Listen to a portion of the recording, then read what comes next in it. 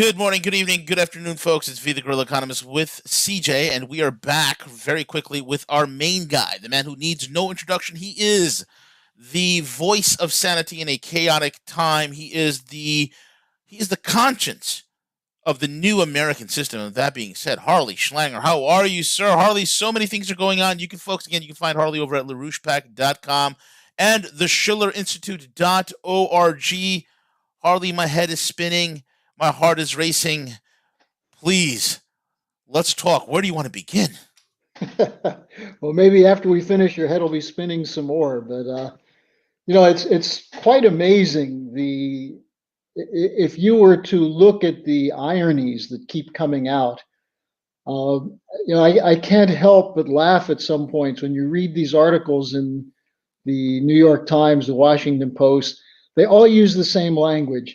Charges of vote fraud are baseless. There is, quote, no evidence of vote None. fraud. No evidence. And then what you have is Sidney Powell laying something out, which requires a little bit of thinking. And they immediately say, see, she has no evidence. I mean, what she laid out is that you have a handful of thieves who are engaged in a robbery in open sight, and the media doesn't see it, so they don't report it. The story this week that came out, which is so important, is that of a Lord Mark Malloch Brown, who Yes. the chairman of Smartmatic.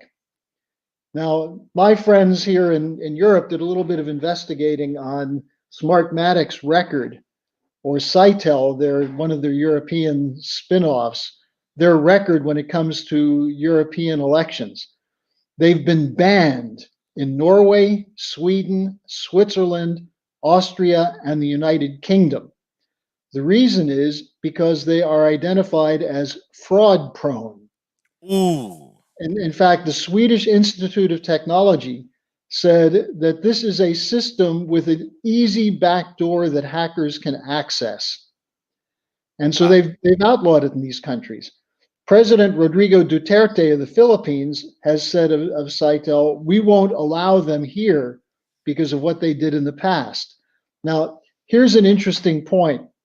The guy I mentioned, Mark Malloch Brown, who's the chairman of Smartmatic, was in the Philippines in 1986 when he rigged an election against Ferdinand Marcos by using fake polling data, including fake exit polls, so that when the vote came out that showed Marcos with 54.6% of the vote, he led what was called the first color revolution, the yellow revolution of Cory Aquino, claiming fraud. Why did they claim fraud? Based on the polls. And so they got rid of Marcos. It was a regime change coup, which Malloch Brown brags about.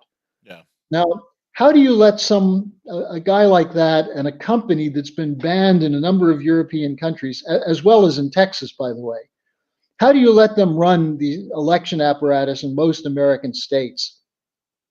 I was speaking with someone from Africa today, a contact who said they don't use these systems there. They still use paper ballots. Right. And what he said is, with this kind of system, it looks like the United States may be the last banana republic.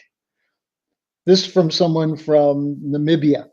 Yeah. So you Well, begin to Joe get, Biden did tell us after he was in his basement for several hours, and the fawning media with their pre-prepared questions were waiting on him. He finally emerged from his basement dwellings. Harley looked at the 3 to 4 media members standing in individual 6-foot circles, and he looked keenly into their eyes and said, "It's a banana republic, if you can keep I don't know. I think that's where he shops for his clothes. it." But anyway, the point here is that we're having a swindle carried out in the open. Now, let's assume for a second that maybe it was a fair and honest election. Yeah. Wouldn't you want to have that proven by an investigation before you say there's no evidence? Of course. I'd be like, sure, I beat you fair and square. I crushed you. Come have a look. Yeah. Now, there is evidence that they don't want to mention, like 2,400 votes in one county here, 6,000 vote swing in a Michigan county, 130,000 vote drop, things that are unexplainable. But instead of having them explained, they're basically saying, who are you to ask questions? So that's where the banana republic comes in. When the people speak and they're told by the establishment that what they think or want doesn't matter, that's how you create a nation that goes into chaos. And one of the reasons this is being done, the other thing I've been emphasizing the last couple of days, and I think we talked about it last week, is the speed at which they're moving with the Great Reset. Now, I just got a briefing this afternoon from an old friend of yours who's been on your show before, Marco Zani. Yes, I need to have Mentioned, Marco back. well, we should do that. He's a member of the Definitely. European Parliament from Italy. He's the head of the sovereignty grouping in the European Parliament. And Marco said they're going with this digital currency at the EU in January of this year. And what he said is that that means that everything you do financially will be known, will be cataloged in their computers. It means they're moving to the point of taking away commercial banks and establishing entities that are run by the European Union into which they'll deposit money for you, Yeah. but which they can also take it out. The idea of financial independence or economic freedom, forget it, it will be gone. Now, you'd think there would be voices in protest of this, but so far there are very few people raising a stink about it. And this is, to me, one of the ways people always ask, well, how does a country lose its freedom? If we don't protest this, we've already lost it. Correct. Correct. And that's the reality of the situation. Now we see the fight going on. I think it's a somewhat phony fight between the Fed and the Treasury because the Fed has already signed on for this under Biden, and Biden may bring in Janet Yellen as his Treasury Oh, Secretary. she's back. Yeah. The the, Well, the quiet little trollkin is back. what it means is the Treasury and the Fed will be in sync, and they're totally signed on to this financial regime change of the digitalized currency controlled by the central banks. So when you get a picture of this, and by the way, the other aspect of the central banks dictatorship is that their policy is going to be credit only for speculation and green economy, green energy, green bonds. And so that's where we're headed. Now, that explains why they're so desperate to get rid of Donald Trump. You know, I would say Trump has made some mistakes, but one thing he's made clear, he doesn't go with the green economy. He believes in growth. Right. Secondly, he doesn't agree with total control being in the hands of elitist institutions that have no connection to the real economy. Correct. And he's opposed to wars. We saw this with the move this week from the acting defense secretary pulling troops out of Afghanistan. And V, I don't know if you saw this, but I was watching CNN when they were reporting this, the withdrawal of troops, and they just said, can you believe Trump is pulling troops out when we haven't fulfilled our objectives? And not a single person on the panel could say, we've just seen Pentagon reports from a year ago that say after 18 years, we're no closer than the first day of fulfilling Correct. our objectives. Correct. So, the word that I'm using to describe this from the other side is when Brennan and others talk about Trump pulling out troops, they're actually discussing their sex lives because they're all freaked out about premature evacuation. Exactly. Exactly correct. So I mean, that's what do the they state of expect the to do, country. Harley? What do they expect to do? I mean, we've spent how many tens of thousands of guys that we sent over there and accomplished nothing. It's a joke. It's an absolute joke. It's a boondoggle for the defense contractors and the criminals who profiteer off of it. But for the young American men and women who go there and give it their all, for these idiots, it's not worth it. Well, and V, I have another scoop that hasn't really been out very much in the major press, but it has to do with this guy Krebs, Christopher Krebs, who was fired by Trump. He was the head of the Homeland Security Department of Voter Security, something called the Election Infrastructure Sector Coordinating Executive Committee, known Yes. as the SCC. Hmm. Now, Krebs came to the Homeland Security as former Microsoft Director for Cybersecurity. He, in 2018, pulled together a committee to secure the vote. Who's on the committee? 30 firms that are involved with Silicon Valley and banks. That's the computer security team that protects the vote. They put out a statement last week where they said there's no evidence that any voting system deleted or lost votes, changed votes, or was in any way compromised. This was the most secure election we ever had. Now, let me just tell you, when he set up this committee in 2018, Bloomberg News ran a story about it. This is on November 3rd, 2018, under the headline, Private Equity Controls the Gatekeepers of American Democracy. And what they reported is that the $300 million voting machine industry is controlled by three obscure private equity backed companies that operate in secret and that primarily worked for the banking industry before they went into computers. Now, these are the companies that are headed by people like Lord Malloch Brown, a longtime collaborator of George Soros. And this is Smartmatic that's been kicked out of all of the European countries. Now, when they set up their election protection programs for the 2020 election, they had a 5-person committee working under Krebs. Two of the people on that committee one was from Smartmatic, and the other one was from Dominion Voting Systems. Right. So, how do you appoint people who have been accused of fraud in other countries to head the voter security for the U.S. government? And so, Trump's firing of Krebs was well deserved, but this is where I think Sidney Powell has to step up her public relations campaign to make it clear, and she's doing a pretty good job, certainly better than Rudy, but she's doing a very good job of making the point that we're dealing with a corrupt cybersecurity apparatus that's plugged into the military-industrial complex, and Correct. that's who's determining whether your vote counts or not. Yeah. Absolutely. I mean, we know the correlation between Smartmatic, Dominion, and what has occurred in Venezuela with the elections down there, elections in several other countries throughout the world, elections in several states right here in the United States. The fact that these votes were going offshore, they were being tabulated, edited, changed, and then returned back, all in milliseconds, is huge.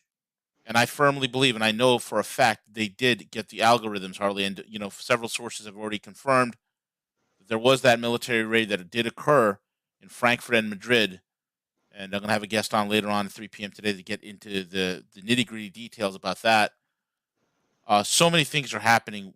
Like, it's incredible what is occurring, and I don't see them escaping from this much evidence, this much fraud. It's got to collapse. These guys have to be panicking, Harley. Well, they are panicking. I mean, I don't know if you saw John Brennan's comments after Trump fired Esper, but Oh yeah, yeah. Could you remind the audience, please? yeah, John Brennan went crazy. What he said is that this is a security threat to the United States. Let me see if I have the quotes here. I may not have them with me. John Brennan's breathing is a security threat to the United States. Well, I have the quotes here somewhere. If you give me a I'd like to second. be in a room for 5 minutes with John Brennan. I would love that. We can make it a pay-per-view event. Well, actually, I don't have the quotes in front of me, but what John Brennan said is that, oh, no, I know what he said. He said, this is going to unleash Trump.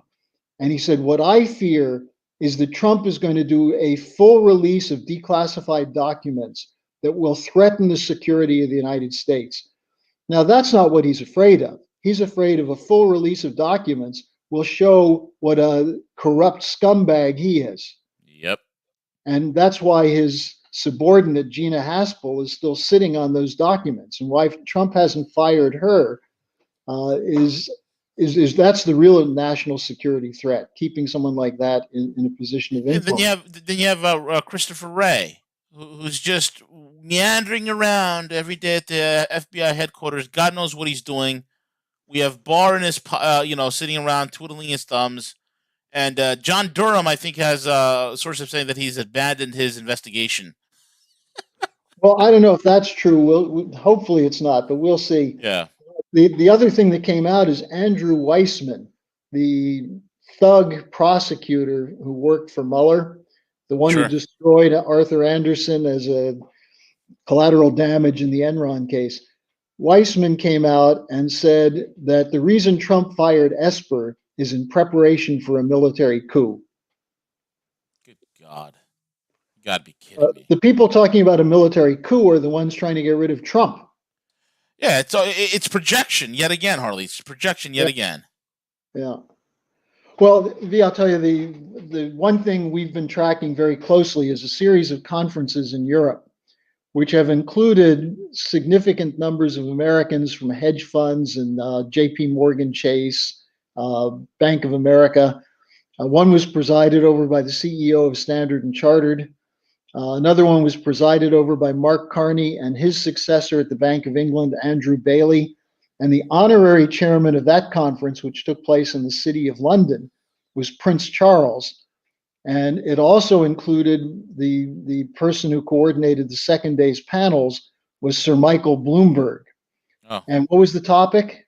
Global digitalized currency and the importance of making the central banks putting the central banks in charge of spending policy.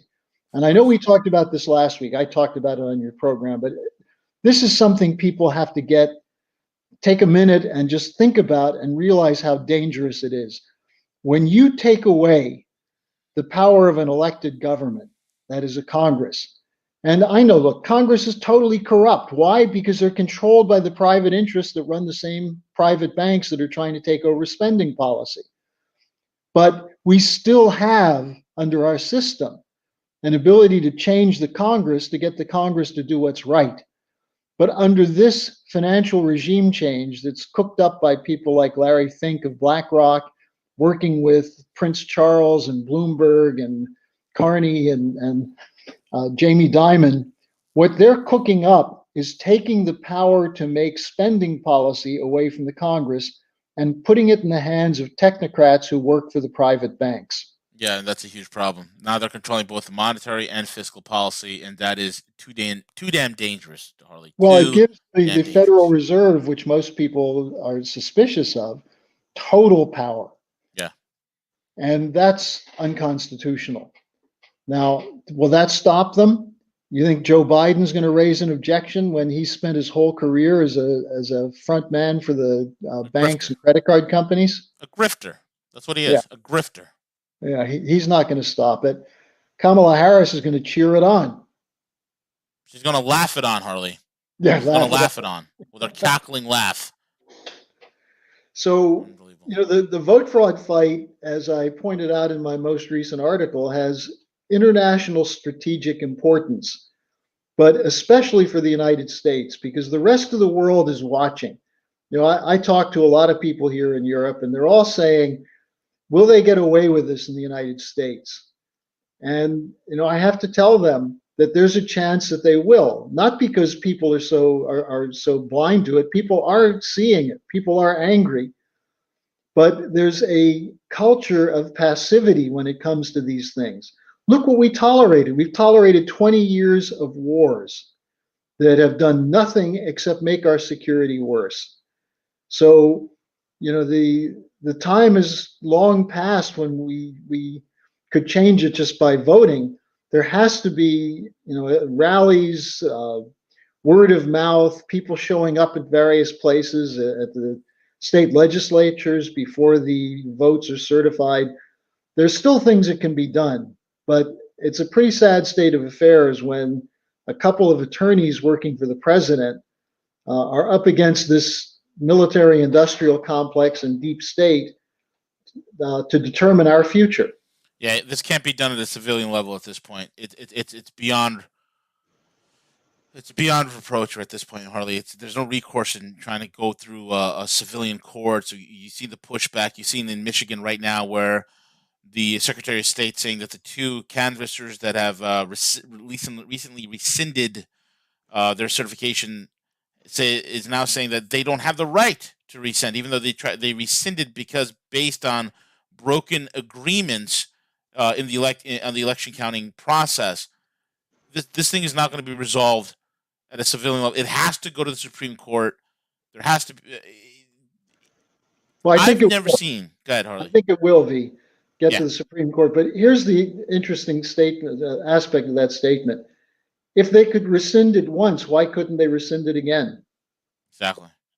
I mean, it's the lack of logic by itself is enough to tell you that we're dealing with people who really don't give a damn for any law or principle.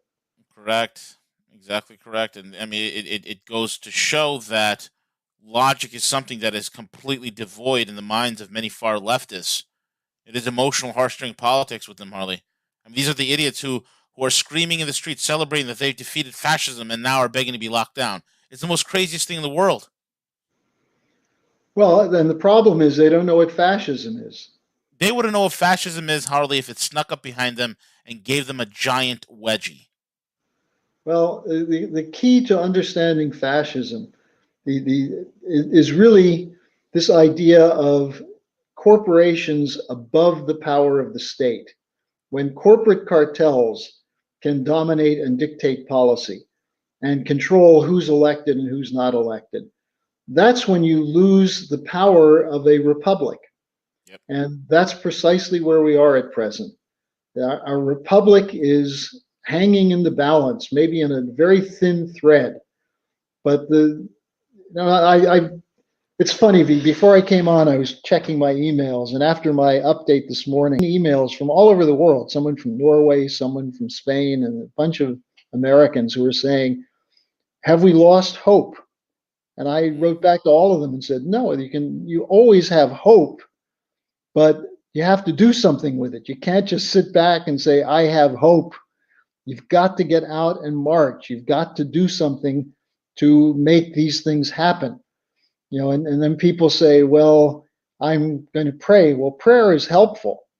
But if you're waiting for God to intervene, my view is that God intervenes through us, right, through our divine capability to be creative and to figure out solutions.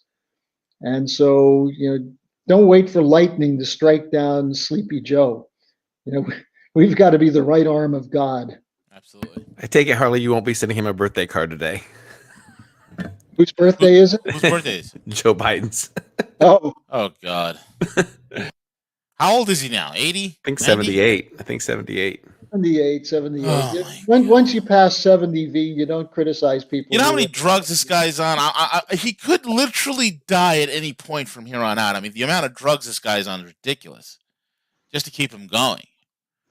Well, I think he refused a drug test, didn't he? Of course, because they'd find all sorts of wonderful cocktail of concoctions that's keeping this corpse alive, Harley.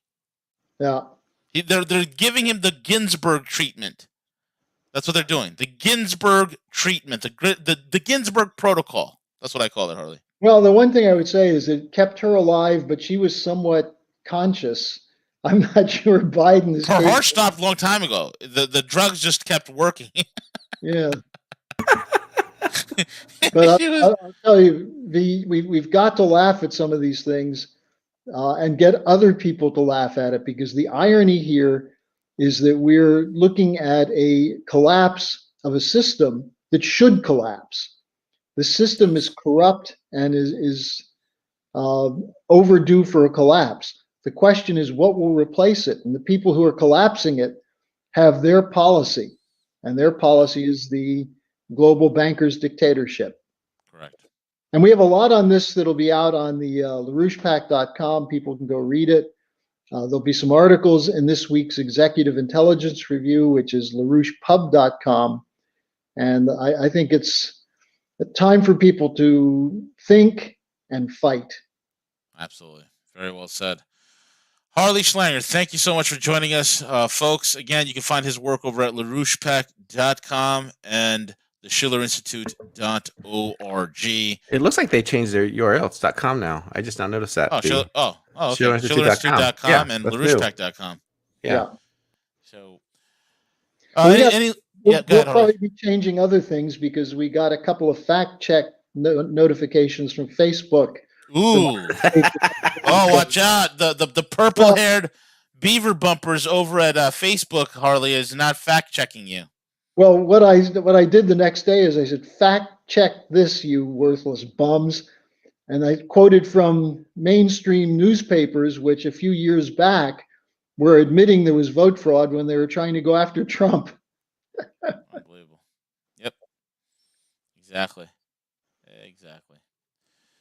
Anyway, folks, with that being said, I want to thank you all for subscribing, like, comment, share. 107 is next. 107, 3 p.m. Eastern. Make sure you guys are locked in. And again, you can check out Harley over at LaRouchePack.com and the SchillerInstitute.com. And with that being said, CJ, take it away.